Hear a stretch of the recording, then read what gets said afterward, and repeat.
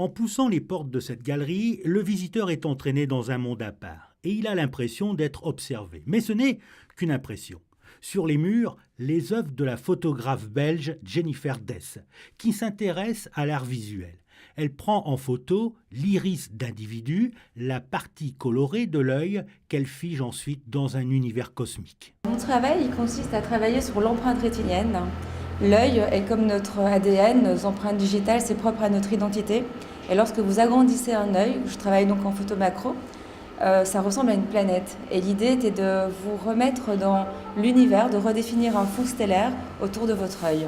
IceD Project est une démarche originale pour montrer l'individu à partir de son œil, de son iris. Vu de près, l'œil ressemble plus à un paysage volcanique qu'à un organe humain. Les œuvres exposées sont des portraits de personnalités, comme Christophe Lambert, Jean-Paul Belmondo, Robert Hossein, les frères Bogdanov, Cécile de France ou encore le prince Albert II, qui a accepté de participer à ce projet en photographiant son empreinte rétinienne et qui a découvert son portrait lors du vernissage.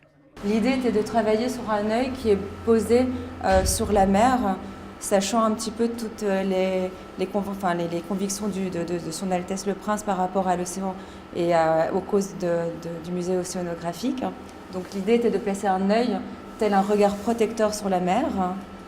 La couronne en nuage forcément reflète la tradition royale et toutes les étoiles représentent les ancêtres, mais la plus grande étoile représente le regard de la mère, c'est le regard symbolique maternel, l'œil de Grace Kelly si vous voulez, c'est un petit peu sa lumière qui veille sur le souverain.